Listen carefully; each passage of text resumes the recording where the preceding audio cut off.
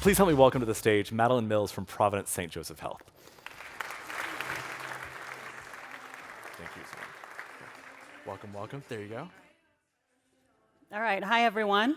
I'm very excited to be here. And yes, I'm very happy to talk call center if you want to catch me later.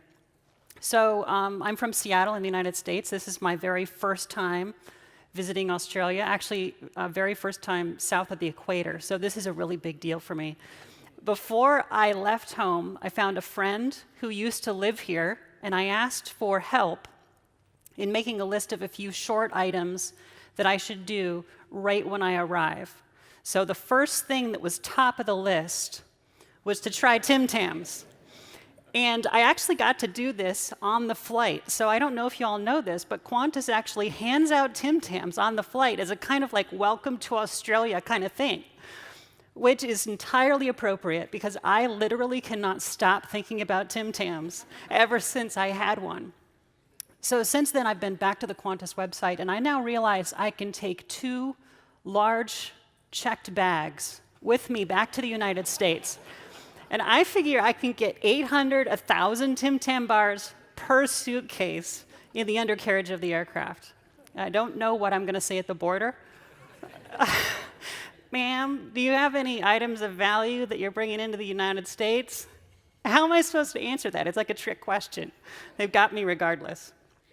Okay, so the next thing on the list was just try coffee, which I have done, and y'all have an amazing coffee culture here. I thought we were really serious about it in Seattle, but there's some great coffee here, so I'm really enjoying that. And lastly was try Vegemite, which I've not done yet. But apparently, I just need some good toast and a little bit of butter and a little bit of Vegemite, and supposedly I'll like it. And if not, the tip was just to add a little bit more butter to taste until it's palatable. Okay, so truly, you have so many unique things to explore here. And I'm very, very excited to be here, even though I'm only here for, until Sunday. But please stop me if you have any other suggestions that should be on my list. I would love to try as much as I can and see as much as I can while I'm here. Okay, we are going to talk about healthcare, and we're going to talk about marketing technology. But to start us off, I actually want to talk about retail for a minute, and specifically this company called Walmart. Walmart employs over 2 million people and has revenues of $500 billion annually. They're the world's largest retailer. Well, how did they get that way? Well, there's a lot of things that contributed to their size, but one of the biggest things that they did was that they changed how they thought about data. And there's a bunch of fascinating analysis on this, but essentially, in the 1980s, Walmart made big investments in technology and in its supply chain, all to the ultimate goal of data enrichment. It did things like investing in a single UPC identifier so that products could be tracked anywhere within their ecosystem. It invested in a centralized infrastructure so that all of their data could flow anywhere throughout the company. But this was much more than just getting reports and dashboards into the hands of their executives.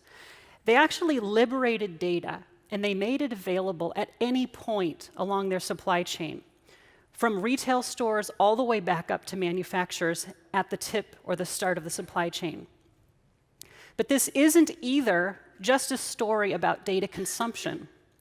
They allowed data to be enriched at every point in this chain as well. And having rich data records allowed them to build predictive models that let their manufacturers get in front of demand and let their retail store managers understand the incoming flow of product. This all led to a better customer experience. So in sum, Walmart transformed the way that they thought about data. Data was no longer just a byproduct of them doing business, but data itself became a product.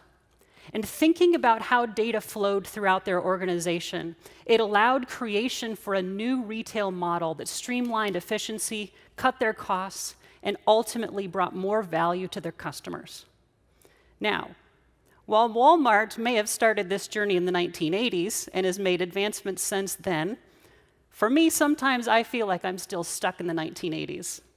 Not really, but I do work in healthcare, and in many ways, we're still struggling with some of these same things that retail was solving for way back then.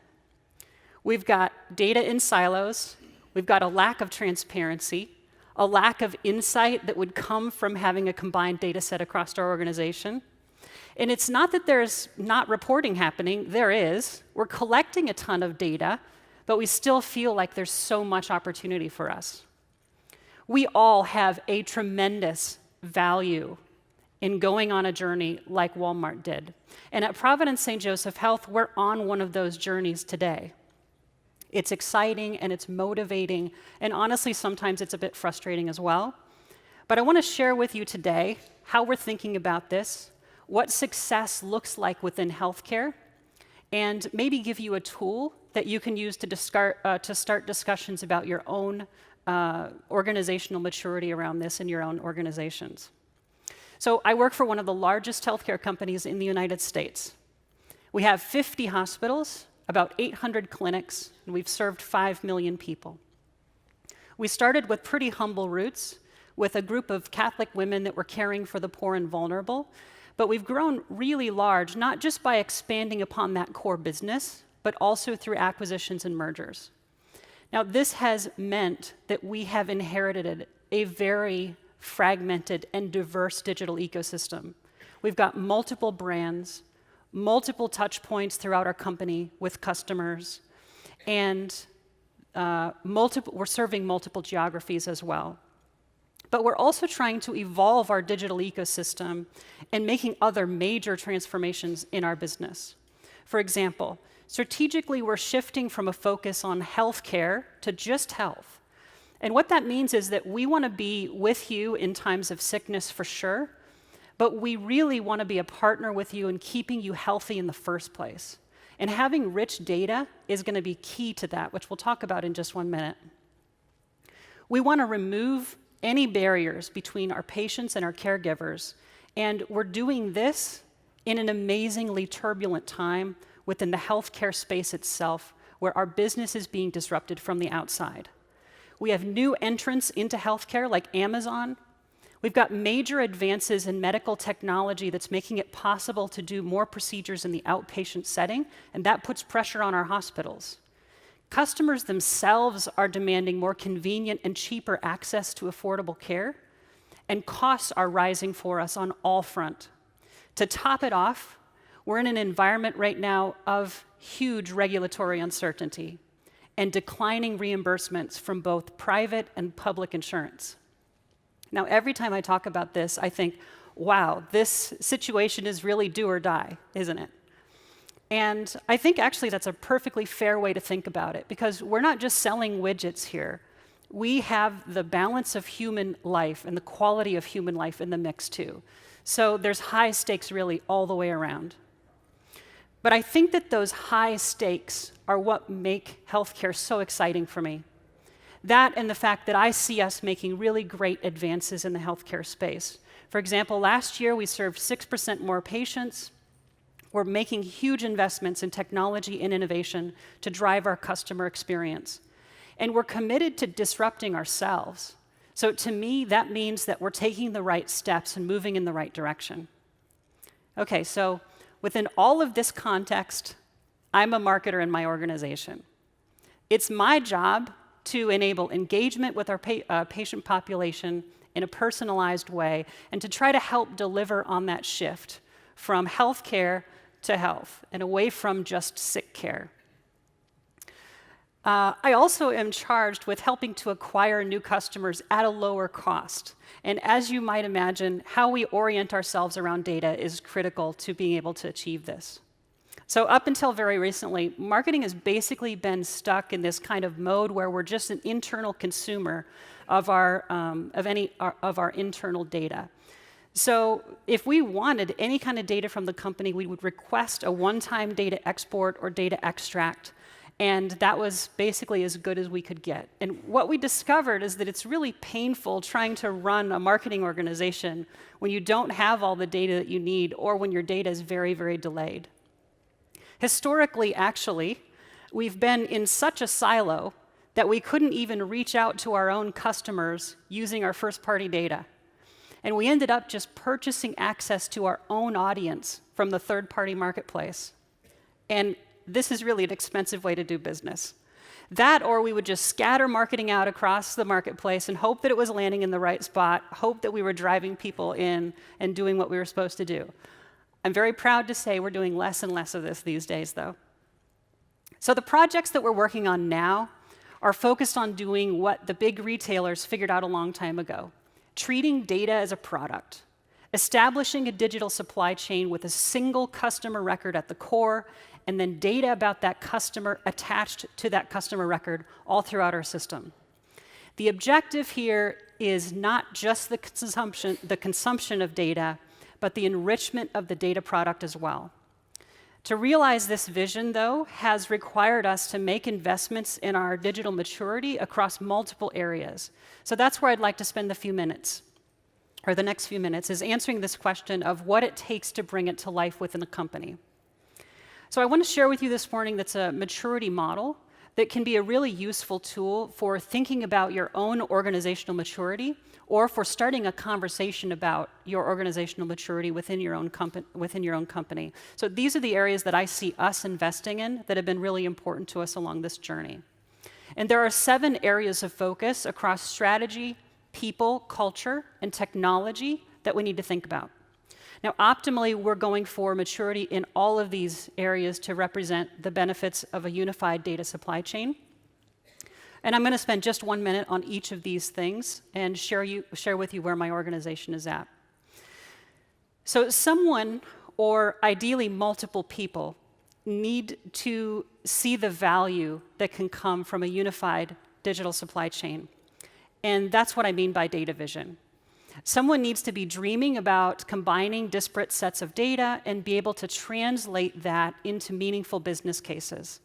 For us, this is happening in a couple of places in the organization that are leading the way. One is that our chief data officer has articulated a vision that combines financial and patient data into a single data lake, and we're making really big investments around unifying all of that data. Next, our Institute for Systems Biology is evangelizing a data vision that leverages end-to-end patient data in order to create predictive models and get in front of disease conditions as early as possible. And in marketing, we're doing the same thing, orienting ourselves not only just about getting access to data in order to solve the attribution issue, but also how can we contribute data to the rest of the organization to drive a full patient experience end-to-end. Vision without support is very difficult to execute on.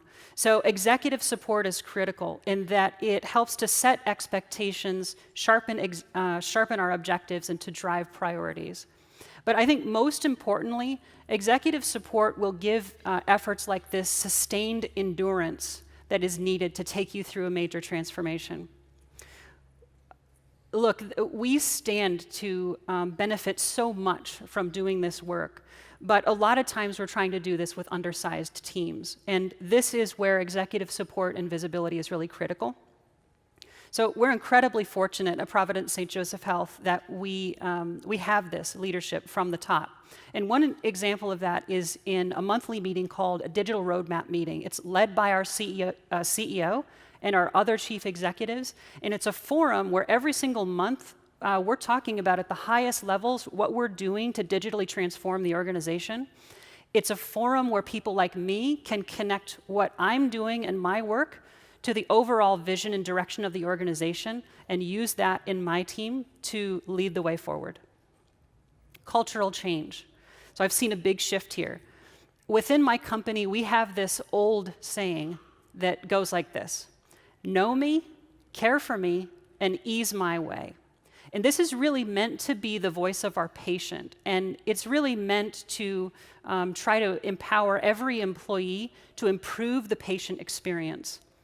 But to me, this is more than just about clinical operations. For me, this is also about creating a culture that enables digital transformation as well. We want every person on our teams to feel a responsibility of ownership and influence over the data product. And this means creating a culture not only of thinking about how to use data, but how to contribute as well. To borrow a phrase, ask not what your data can do for you, ask what you can do for your data. And this means democratizing your data and looking for data champions throughout your organization.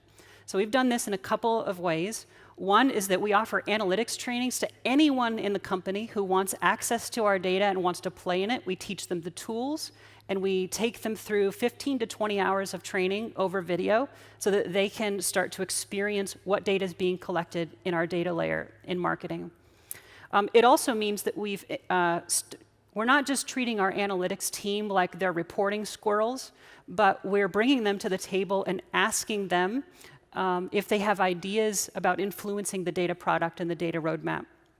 And it also means that the people that own our digital products, that we're helping them to understand the value of contributing their behavioral app data to the rest of the ecosystem and not just settling for good reporting in a silo about their product. So if we're going to move data around a company, and if we're going to enrich it along the way, we're going to need to think about infrastructure. And this means working with open platforms that can easily integrate with your existing systems. For us, this has meant that marketing has needed to stand up services on top of our enterprise data lake, and we've been building services that transport data between our enterprise systems and marketing systems. We also are working on expanding our customer data platform. But marketing is not doing any of this work in a silo. We're partnering with the rest of the organization to bring this to life. And we're thinking about how can marketing interact bidirectionally with some of our other major systems like CRM, our electronic medical record systems, our financial systems, our contact centers, and of course, our marketing vendors. Telium has some excellent solutions, obviously, in this area, and they've been a really good partner for us. They're a critical part of our marketing technology stack. In the past, our marketing data was completely separate from any kind of clinical information. So for example, we could see that we delivered ads or emails out. We could see that you clicked on an ad and that you came to us, but that was basically it. We couldn't see if we actually drove a customer into the desired channel of care. We couldn't see what the outcome of that interaction would be, much less attribute any revenue to that interaction. And what was missing for us was having a common customer identifier that we could use to tie all this together. So this is where master data management comes into play. Now, we aren't the only ones in the company, and certainly we're not the only company that struggles with this. It's a big issue. We've got a lot of work to do in this space, but there are major initiatives underway within our IT organization to build a master index, and we're partnering with them to figure out how we can leverage that to play nicely with all of those data sets. Now, I know I've spent a lot of time talking about data enrichment, and that's because, frankly, I think we don't talk about it enough. But the truth is that to realize the benefits that we're going to get from doing all this work, we are going to need tools to look at the data and to act on it and present it throughout the company and tell the story of the business. So we'll need tools that deliver reporting, dashboarding, and insights, but we'll also need to think about more advanced services that will enable predictive applications. So historically, the marketing team has been just forced to use out-of-the-box reporting tools from Google Analytics or from the individual marketing tools that we use. But in the near future, we're starting to beef up our skills in Tableau and R and other more open solutions. And we're also starting to think about how can we establish a marketing data science practice? How can we bring machine learning and AI into our marketing discipline? So all of this requires an investment in people and in the skills that those people have to drive the vision forward. In some cases, it may require some organizational change management or designing teams so that they physically sit next to each other and so that they more often work together. For us, this has meant that instead of just looking to IT to drive all of this, that we're actually hiring within the marketing organization technologists, architects, and engineers to sit inside the marketing org and help to drive the vision. We've also recently moved the entire marketing organization into our Chief Digital Officer's organization, and we're tasked with partnering with all of our regional executives, as well as our digital product team, in order to drive forward the data product. This work is very important, and it takes the right people and partners in order for it to happen. And if you don't have this expertise internally, you can buy it. So for us, Telium Professional Services has helped us augment our team and our skills, but we've also needed to augment our team with other people from the outside as well. The bottom line is do whatever you need to get the right people into your organization and get the right skills behind these tools and technology. Okay, so we've made great progress. This is where I would say that we are in 2018. You can see that we came into the year with great executive support and with a real vision for the future, but we've needed to make significant investments in the technology and culture side of things. And as we look to 2019, I expect many of these investments that we're making to start to pay off. Okay, so we've talked about how Walmart led the way in establishing a digital supply chain, and we talked about some ideas about what it takes to do this work. To wrap us up, I want to look forward and share what this means in practical terms for me in healthcare, and I think that this may apply for your company, to your company as well. When I look down the road a little bit is when I start to get really excited, because at Providence St. Joseph Health, I'm seeing multiple areas of the business making investments towards this vision. Now, you can read about some of this stuff that we're working on right now at our website, but in some, we have people working on clinical data science, predictive models, genomic research, big data systems, machine learning, and personalized medicine, among a whole bunch of things across the company. The way that our Chief Science Officer, Dr. Leroy Hood, describes our future is one that is predictive, preventative, personalized, and participatory. So for us to deliver on this vision for the future for healthcare, it means that we need to orient ourselves not only around how do we consume data, but how do we contribute data throughout the organization as well. I don't have to tell people in this room that clean data is the lifeblood of predictive models. And if we expect to be preventative, it means that we need to do prediction really, really well.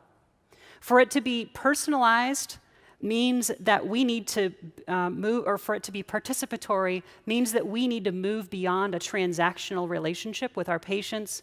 And for it to be personal means that we need to orient a data model around you as a person. So I want to just look at one example really quickly that hopefully we can all relate to, an example patient journey. So here's somebody that may be experiencing some kind of symptoms. On the far left, some onset of some symptoms through to scheduling an appointment and seeing the doctor on the right-hand side of the screen. Now, a lot of times when we're in one of these kinds of situations, we'll do some research, we'll end up looking up symptoms that we may be experiencing, reading some articles, maybe researching some providers or that sort of thing, maybe even trying some sort of home treatment or something like that. And during any of these touch points, chances are that you're engaging with marketing and communication channels, you're showing up in our marketing technology stack, and you're touching our content in some way, generating behavioral marketing data. At some period of time, if things don't start to get better, that's when we make a phone call to call the doctor and go in and see someone about it. But this is the first time that you show up in a clinical system for us. Then throughout the course of care, you may engage with us multiple times. You may pick up a prescription or see us several times before you finally get well. So do you see what's going on here? Marketing data is siloed off in the world to the left-hand side of the screen.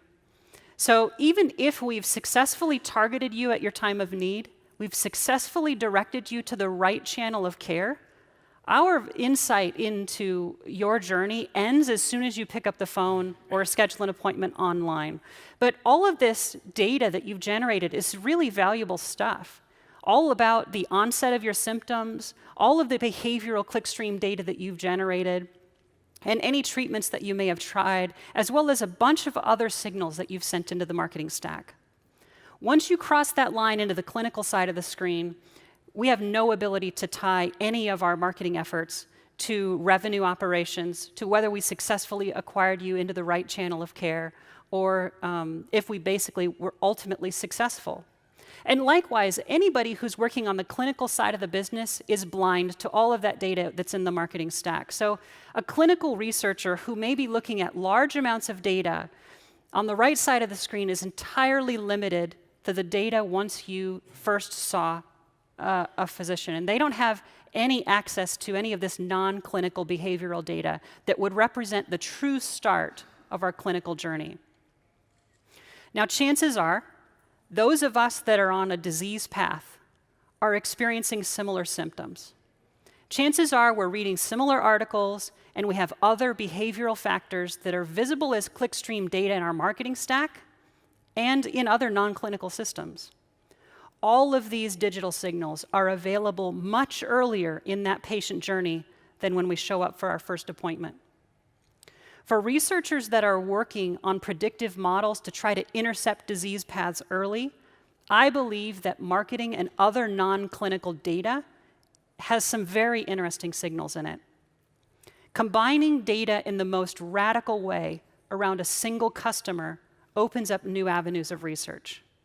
So as we step into the future of healthcare, I believe that marketing and marketing data has a key role to play.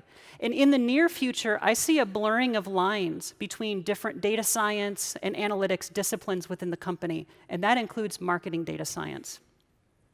Take, for example, flu shots. In the world of yesterday, we in marketing were scattering our annual flu shot campaign out haphazardly and just optimizing to ad impressions and clicks. We were hoping that our messaging was landing in the right place and driving people in to get their flu shot every year. In the world of today, with the technology that we're putting in place, we're targeting you because we know that you need a flu shot, and we're optimizing against whether we're successful in actually getting a flu shot for you and changing your behavior. And I don't want to make light of the ability for us to target the right people, to tell the marketing story, and to measure the revenue impact of all marketing activity. But this bigger vision that we're orienting around is even more exciting. Because in the world of tomorrow, marketing is engaging with you not just because you haven't had your flu shot, but because a clinical predictive model has identified you as at risk. And it is simply using marketing channels to intercept a possible disease path that you might be on. Now, I don't know about you, but for me, this is like straight out of science fiction. But it's really not that far off. I mean, don't get me wrong. Driving down CPAs, increasing conversion rates, growing market share, and tying it all back to revenue contribution, this is really cool stuff. But making lots of money isn't the real reason that I work in healthcare or for a 100-plus-year-old not-for-profit organization. I'm in this space because I believe that we can make a huge difference in people's lives if we use data to its full potential. And I believe that the time for us to do that work is right now. In healthcare, marketers can play a role in changing people's lives through the use of data. And that's the kind of attribution that makes this space so exciting. Thank you very much.